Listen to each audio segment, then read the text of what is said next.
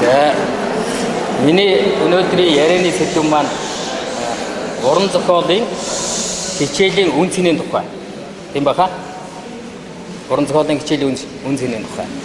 Энийг ашигласан дээр байна уу? Ингээ зүгээр ярьсан дээр байна уу? Ашиглах хэрэгтэй байна уу? За. Холгоо ярьж. Ингээ болж байна уу? За. Ингээд уран зохиолын багш нар та бүхэнд уран зохиолын хичээлийн үн цэнийн тухай ярина гэдэг бол баг утгагүй шахах зүйл л дээ. Та тэрийг хамгийн сайн мэддэг хүмүүс бол та нар. Та бүхэн. А гэхдээ энийг ярихаас шаарахгүй байдал байгаа юм бид нар. Дахин ярмаар байгаа. Яагаад гэвэл би өөр тохиолдсон зарим нэгэн зүйл ярил л да. Би бол тодорхой илтгэл бол тавихгүй зүгээр та бүхэнтэй санаа бодлоо өөр тохиолдсон явдлаасаа та бүхэнтэй хуваалцаад санаа бодлоо хуваалцах гэсэн бодлоор орж ирсэн.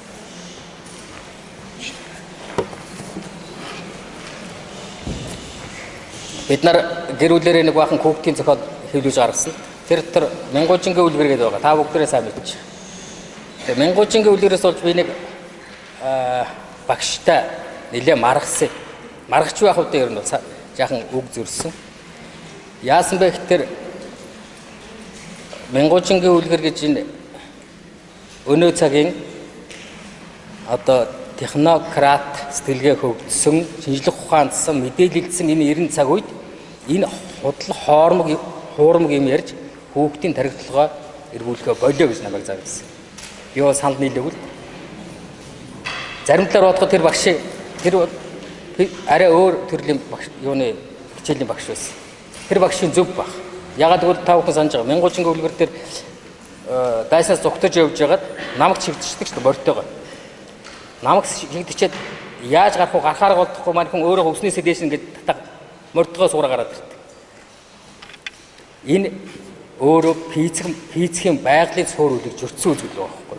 Та нар өөрсдөө одоо суул дээрээс ингээд татаад байна. Өөд ингээд суулнаас хөндөрөх үү? Тийм байхгүй шүү дээ. Тэгэхээр тэр үүднээс харах юм бол ийм худлаа хоосон итгэл үнэмшлэгүй юмар хүүхдийн тархилгыг ялангуяа энэ 21-р зууны мэдээлэлсэн шинжлэх ухаандсан хүүхдийн тархилгыг угаахаа боль гэж заасан. Та бүхэн юу гэж бодож? Тэр багшийн зөв үү? Математик физикийн багш байсан гэж байна. Үнэхээр байгалийн хөлж очиж байгаа. Би ингэж мянга татаад миний хідэн ус зулгарахаас биш. Би энэ газараас хөндөхгүй шүү дээ. Байгалийн сур физикийн хөлж очиж байгаа байхгүй. Би бол эсрэг саналтай. Ягаад гэвэл тэр өөрөө уран сэтгэмж байхгүй юу? Уран бөгөөд хошин сэтгэмж. Уран бөгөөд хошин сэтгэмж байгаа тулдаа бид нар уншаад байгаа. Үгүй юу? 1740 оны үед зохиогдсон байна. Одоо 2-3 жил уншиж. Хүн төрөлхтөн уншдаг. Монголчууд бүр өөр юм шүлээд борон манхуазен гэж герман нэрийг мянгуужин болгоо авчихсан. Мянгуужин гэдэг. Одоо яг үйл бүтэх манай далан удалж бэлэн шингээсэг үйл бүтэх юм ярьдаг хүнийг мянгуужингийн үлгэр ярьлаа гэж хэлдэг шүү дээ. Бүр өөр юм болгоо авчихсан. Энэ уран сэтгэлгээ хөгжснөр юу болд юм бэ гэж. Уран сэтгэлгээ хөгжих нь хүүхдэд нэн жохол. Хамгийн түрүүнд хүүхд өөрт нь баяр баясгалан авчирдаг. Би л одоо хүүхд байхдаа мянгуужингийн үлгэр юм одоо тэр далуудч бэлэнсэн өшөөгийн үед хэл ойлгож бүлийн домог моол бөө баяр баясгалан дотор суудаг байлаа шүү дээ. Хоёрдугаар тэр уран сэтгэлгээ гайхалтай хөгжүүлж өгдөг. Бага ямиг яг байгаагаар нь яг таг ойлгодог хүнтэй харьцахад хэцүү шүү дээ. Хүн төрөлхтөн өдийг хүртэл хөгжөөд өнөөгийн өндөрлөлт хүрч ирсний гол нэг тулгуур хүчин зүйл нь уран сэтгэлгээ байхгүй. Хэрэв хүн төрөлхтөн уран сэтгэлгээ хөгжөөгүй бол яг бага ямиг байгаагаар нь ухаж ойлгодог хэвээр байсан бол өдийг хүртэл хөгжиж ирэхгүй. Өнөөх мөхөө сүнчгсэн хэдэн 10 мянган 100 мянган жилийн өмнө мөхөө сүнчгсэн неандерталчуудын нэгэн адилаар байхгүй болчихсон. Энэ уран сэтгэлгээ гэдэг маань өөрөө сэтгэлгээ хөгжинэ гэдэг маань өөрөө нэн чухал. Тэр хүүхдийн уран зохиол би зөвхөн мянгуужингаар жишээ авлаа шүү дээ. Ямар гайхалтай сайхан тэр сэтгэлийг хөгжүүлдэг зүйл байж вэ гэж. Альберт Эйнштейн нэг дурсамж байдаг. Би хүүхэд байхдаа нарны цацрахыг дагаж гүүх юмсан гэж мөрөөддөг байлаа гэж. Энэ ямар ч байх боломжгүй шүү. Нарны тэр гэрлийн цацраг дагаад гүүх ямар ч боломжгүй. Энэ ахаад нөгөө физик байгалийн хуулийг зөрчиж байгаа зүйл. Ямар ч боломжгүй зүйл. Гэтэл тэгж мөрөөдөж чадчихна гэдэг нь уран сэтгэмж байхгүй юу? Тэр уран сэтгэмжийнх нь үрээр Альберт Эйнштейн өнөөх агуу гайхамшигтай харьцангуй онлоо нээсэн байж таарч. Тийм уран сэтгэлгээ байгааг бол тэр хүндрэлтний түүхэнд гарсан томоохон нээлт бүтээлүүд нээгдэхгүй. Тэр болцоо баг.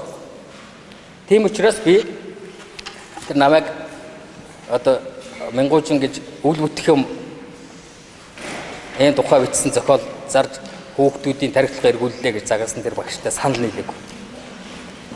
Яагаад вэ ярьж байгаа уран зохиолын үн цэнийн тухай жишээний юм. Зөвхөн Мянгуужин.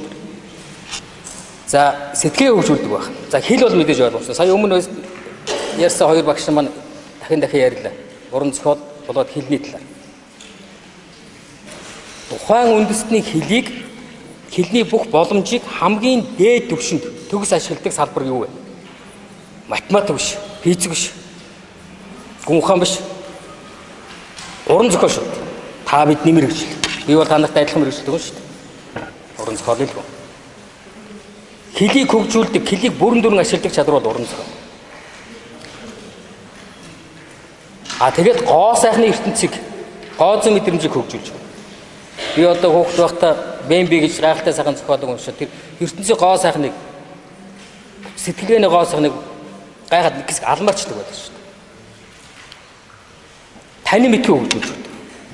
Таны мэдхийг хөгжүүлэх тэр юуг таны мэдхийг хөгжүүлнэ гэж зарим хүмүүс асуудаг.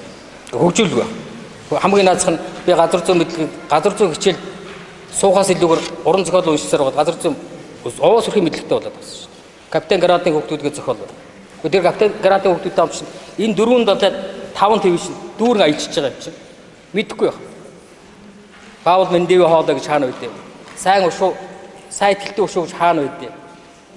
Джеймс Кукийн арал гэж хаана байдэ? Бүгдийг мэд. Марианы онкор гэж хаана байдгийг мэд. Уран зохиол байна шүү дээ.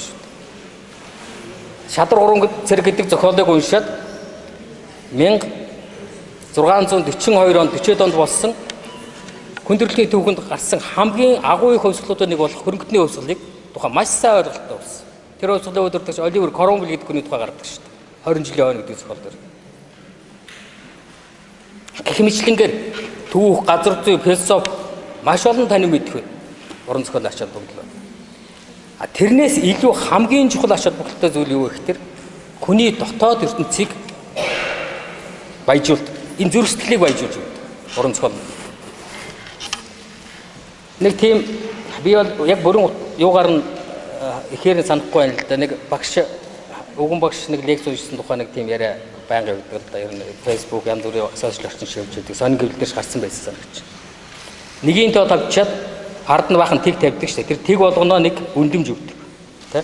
За мэдлэг, боловсрол өшөө юу гэдэг тэгэл соёл гэдэг ингээд тэгвэр ингээд цааш нь хэд ч өргөжж болно. Хүний чадамж тэр. Тэгээд нэгийн тоог нь аваа ичих юм бол тэр олон тэг кэвэрэл юу ч ямар ч үлдэмжгүй бол. Тэр нэгийн тоо нь юу юм бэ гэхээр өнөө хүн байгаа байхгүй. Тэр хүнийг хөгжүүлдэг зүйл маань хүнийг хүн болгодог зүйл маань энэ дотоод ертөнц. Тэр англи хэл биш. Тэр нарийн чанд сэтгэлгээ биш. Энэ зүрх сэтгэл дотоод ертөнц хөгжөөгөө бол тэр ард нь байгаа тэр олон үзүүлэлтүүд бол юу ч шилжиж байна гэсэн. Тэр хүнийг хөгжүүлдэг гол үндсэн хичээл бол та бид нарын эзэмшсэн мэрэгжил, та бид нарын одоо нуруундаа өрсөн үүрэг болж байгаа тэр уран зохиол юм аа гэж тэгэж би ойлгоод байна. За тэгээд уран зохиолын үн цэнийн талаар маш олон сайхан хүмүүс ярьсан байдаг. Хамгийн ойроос нь Баавраас шатч бол Баавар заримдаа маш үнийг гэлдэг шүү дээ. Заримдаа маш сайхан үнийг гэлдэг. Юун тэр физик, математик, уран зохиолоос илүү юм номер юм шүү. Уран зохиол бол. Уран зохиол илүү юм байхгүй. Би бол тэнтэй санал нэг. Хүн болон өөрөөрөө мэрэгжлийг илүү тавьдаг байл. Тэгвэл математикч хүн бол математик үнэхээр мундаг гэж. Үнэхээр мундаг математик бол хүний сэтгэлээ хөгжүүл, математикийн гоо сайхан гэж байна. Физикийн гоо сайхан гэж бас байна. Математик сэтгэлээ хөгжсөн хүн ямар гайхалтай сайхан сэтгэдэг гэж бодож байна. Гэхдээ тэр хүнийг хүн болгодог гол үндсэн хүчин зүйл болсон тэр өмнө хэлсэн хүний дотоод төрөлцөө хөгжүүлдэг юм маань зөвхөн уран зохиол байна. Би бол тэгж бодож байна.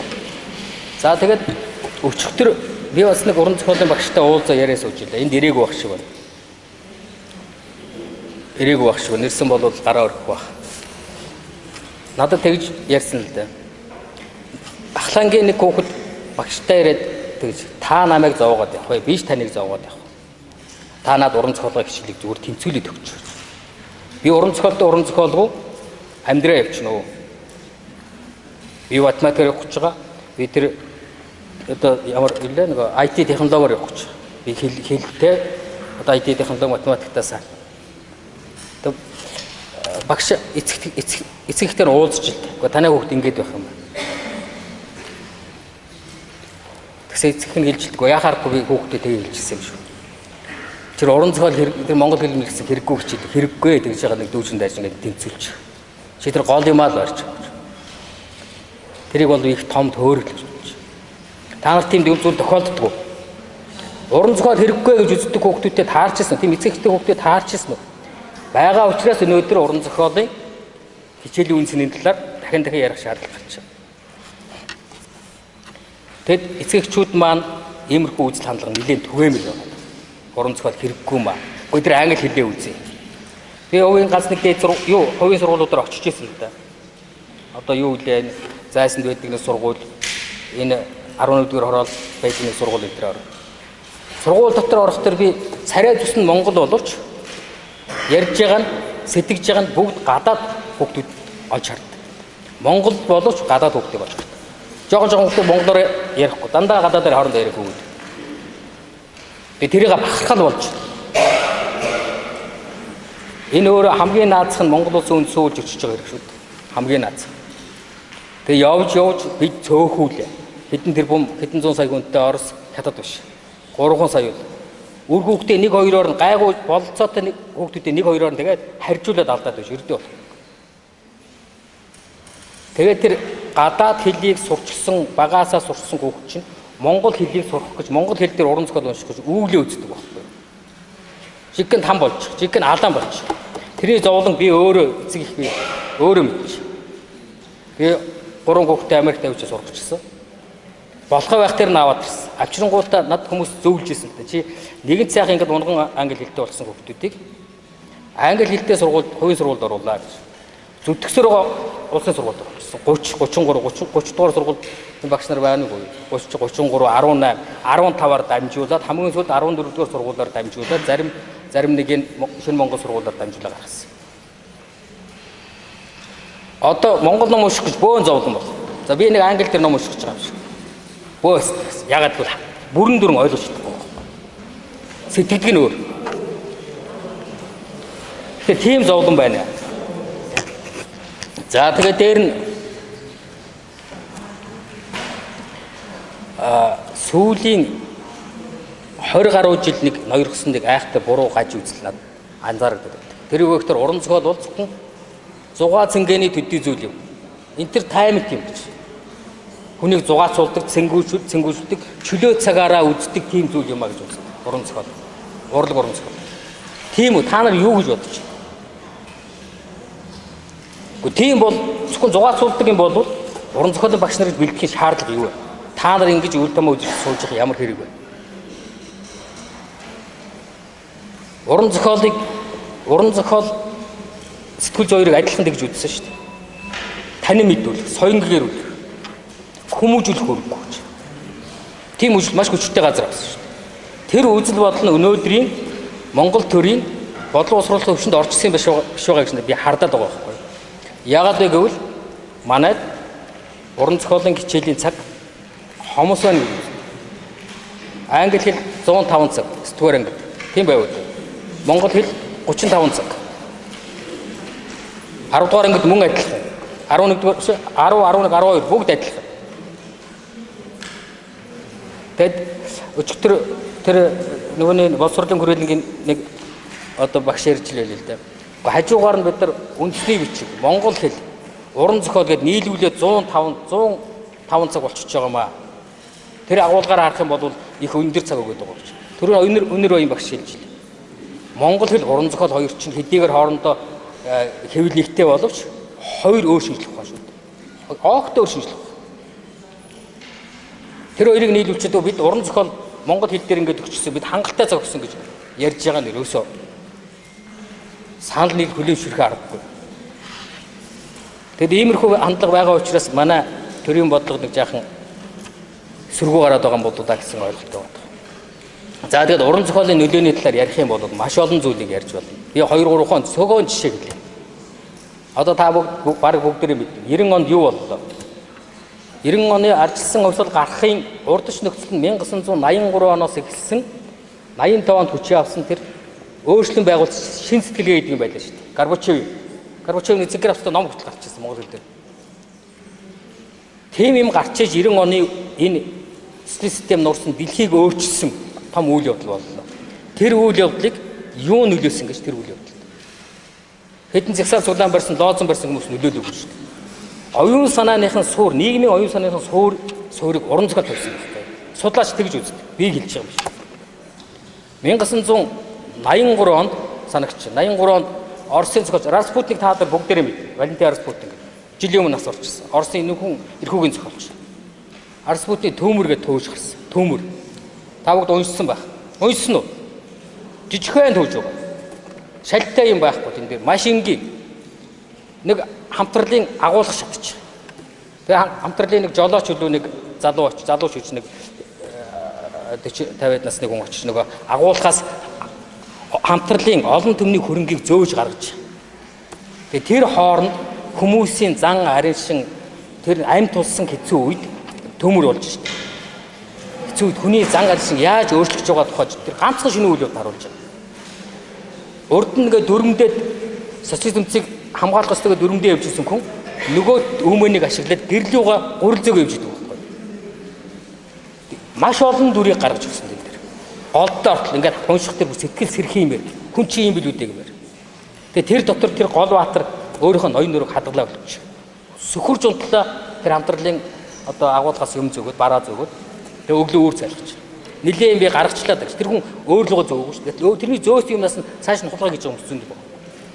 Энэ юуг харуулж ийнө вөхтөр тэр социалист систем гэдэг бол ирээдүг болчихжээ. Социалист системд хүмүүсийн хоорондын тэр соц хайр сэтгэл буюу тэр ёс суртахуун үйл зүйл нь нэг ийм үйл явдал болоход ямар өчүүхэн хэврэг, хуурамч, хоосон, дүр эсгсэн хайр сэтгэл болох нь тодорхой болж байгаа гэдгийг харуулсан. Энийг нийгэм таньж мэдээд эн чинь болохоо байжчихъя гэж сэрээд мэдрээд хэлсэн. Өөрчлөлт хэрэгтэй байна гэдгийг сэрээд мэдэрсэн. Тэрний дараах нь 2 жилийн дараа гарсан Оросын бас агуулга зохиолч Виктор Астапаю гэдэг хүний хаан загс гэдэг цар риба гэдэг зохиол гарсан. Та бүхэн уншсан баг. Астапаю олон сайхан зохиол гарсан. Цар риба шүү. Гунигт явдал. Хичээл дэвтэгтэй гэж зохиол гарсан.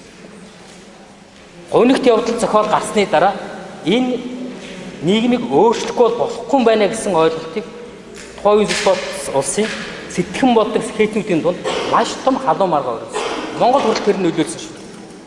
Тэр бишарны дэвтэг зохиол хийсэн Попович гэдэг хүний задлан шинжилгээг тухайн үеийн би согс түл дээр уншиж ирсэн. 85 6 оны. Тэгээ Монголын зохиолч хүртэл тэр уур амьсгалаар уран бүтээлээ төрөөд хэлсэн. Балдор одоо нөгөө барамсаа, дорж готов, жаргал сайхан. Та бүгд тэр жаргал сайхны жишээлбэл сахиусуу сахиудуу гэдэг жижигхэн тууж. Яг тэр гунигт явдал гэдэг зохиолын агуулгаар бичсэн зохиол. Зүгтаасан боолуудыг зам зураас нь барьж яваад бүр анч нохоотой, мөрш нохоотой, тусгай тамалдаг багаж хэрэгсэлтэй боолын ангуус гэдэг бүлэг тухайн үед Америкт модонд орчихсон. Тэгээ зүгтаасан боолыг барьж авчираад 9 шидээр тамалж аалах энэ хүн. Алчид эзэнт нь ганцхан доллар төлчихдөг байсан. Тэгээ тэр боолын тэр хүн хэцүү амьдралыг хараад зүр сэтгэл нь шархирсан нэг олон хүүхэдтэй нэг их хэн бэлээ? Ричард Стоу. Том агуу аваахаа гэдэг зохиол бичсэн. Та бүгд санаж байгаа. Том агуу гэдэг бүгдээрээ уншсан. Тэгээ тэр зохиол эхлээд 5,000 хувь хэвлэгдсэн, дараа нь 300,000 хувь хэвлэгдсэн. 10-аад насны хүүхэд агуулсан юм. Тэгээд энэ дээр би хамгийн түрүү нөгөө Андерсен дуртай. Андерсены зохиолыг хамгийн түрүү хүүхдэд аваарсаа уншаасаа гэдэг нөгөө номынхаа лангууд хамгийн урд нэгний дээр тавьдаг байхгүй юу? Андерсены том зузаан бат. Тэрийг харчаад энэ ямар хэр зохиол вэ? Сайн зохиол уу, муу зохиол уу надад асуусан. Хүүхдэд уншиж өгөх гэдэг шүү дээ. Тэгээд надад бол Андерсены сайн зохиол уу, муу зохиол ч уу гэж асуухтар надад хэлгүй болддоггүй байхгүй юу? Танаас бас нэг тиймэрхүү юм тохиолддог байж магадгүй. Андерсен сайн зохиолч муу зохиолч юм бол та нар юу гэж хэлэх вэ? Би яг өөрт нь одоо тэр брэнд гоё утсаар утсан төсгүүдийг өөрийнх нь ойлгох хэлээр хэлчлээ гэж бодсон. Андерсен бол утга зохиолын ертөнцийн брэнд нь юм а гэж. Андерсен гэсэн автортай байх юм бол зүгээр үгдүүг аваад байна шүү дээ. Одоо шилбэл би одоо зарим Монголынхаа зохиолчдоос зарим зохиолчдыг авторын зохиогчийн хараад шууд аваад уншдаг зохиолчд байна. Ададын зохиолчдоос зохиогчийн хараад шууд уншдаг зохиолч. Тэр бол брэнд баг. Андерсен бол брэнд. А зүгээр тэр бүсгүй 90-ад оны энэ хүнд хэцүү цаг үед уран зохиолоос Андерсенээс хол хөндөй өсчихсөн. Хол хөндөй өсчихсөн тэр бүсгүй үр хүүхдээ өөрсгөө болох юмсан хүсэл эрмэлзэл байх. Тэрийг бол хүндлэхээс харагдав. Нэг үш бид нар тийм харахгүй болж байна шүү. Тэгэхэд боловсролтой хүн ямар хүнийг хэлдэг гэж. Боловсролтой хүмүүс нь маш олон тодорхойлт бий. Дуусахгүй тодорхойлт байна. Одоо ямар нэгэн хэмжээний сургууль соёлж өссөн. Соёлтой, англи хэлтэй одоо юу вэ? Гадаад хэлтэй. А гэтэл боловсролтой хүнийг тодорхойлох ганцхан үндэмж байдаг байхгүй. Хамгийн гол зүйл тэр юу? Уншдаг л байна. Боловсролтой хүнийг бусдаас ялгардаг гол үндэмж нь уншдаг. Гэхдээ мэрэгжлийнхаа номыг унших төдий биш шүү. Өнөө хүн төрөлхтний оюуны огшим шингэсэн зүрх сэтгэлийн хамгийн нандин сайхан бүхэн шингэсэн уран зохиолыг уншдаг байж өөрийгөө боловсролтой хүн гэж тооцсон. Товчхондоо Андерсеныг мэддэг байж боловсролтой хүн гэж өөрийгөө тооцох хэрэгтэй. За энэ 2 жилийн өмнө баха энэ цугласан багш нараас бас байсан байж магадгүй 24 дугаар сургууль дээр нэг уран зохиолын багш нартай манай нэг 2-3 зохиолчд уулзалт хийсэн юм аа. Тэгээ тэн дээр уулзалт хийгээд багш нар зарим зүйл асууж ирсэн. Уран зохиолын хичээлийг яавал сайн заах вэ гэж. Зарим одоо онолтой холбоотой нь асууж ирсэн. Тэгээд тэрний дараа би уран зохиолын хичээлийн дунд сургуулийн уран зохиолын хичээлийг сурагчдыг сөхөж үзсэн. Зарим одоо юм дээр санал нийлмэр юмнууд байгаа юм. Тэгээ тэрийг би та нартай бас санал одоо хуваалцмаар. Юу вэ гэхээр одоо шийдвэр тэн дээр нэг юм асууж ирсэн л да. Тухай одоо сая ярьдаг рамын үлгэрийн цомрлын 9-р анги сурагч төр байна уу? Рам үлгэрийн цомрлог. Хэдгээр анги дээр байгаа вэ? Рамаяна гэдэг шүү дээ. Хэдгээр ангид байгаа? 10-д байна уу? 10-д байгаа юу? 10-д махаа. Тэгвэл 9-р ангид байх хэрэгтэй. Нэг сурагч төр байсан да. 9-р байгаа юу? Сурагч төр байгаа юу? Байсан уу? Рамын үлгэрийн цомрлын асуулт нь юм байна. Зохиомж юу вэ? Асуумж нь юу вэ? Би уран зохиолын хичээлийг ийм биш байгаасаа гэж бодож байгаа байхгүй юу? Одоо шилбэл үнсгэлчин гэдэг үлгэрийн гол баатар туслах дүр нь хинбэ? Би энийг ерөөс бүлэн шүү. Үнсгэлчин гэдэг үлгэрийг хүүхд уншаад гол баатар нь энэ юм байна, туслах дүр нь энэ юм байна гэж бодох юм чухал гэж байна. Тэрийг уншнаар хүн тэрийг мэдэх нь уран зохиол үзхийн одоо мөн чанар одоо зорилго юм гэж юу? Би бол огт өөр бодлоо. Үнсгэлчин гэдэг үлгэрийг уншаад хүүхд юу ойлгож юу ярьж явах хэрэгтэй. Асуумж нь энэ юм, зохиомж нь энэ юм, эхлэлний энэ юм, төгсгөлийн энэ юм гэж ярих ердөөч хэрэг байна.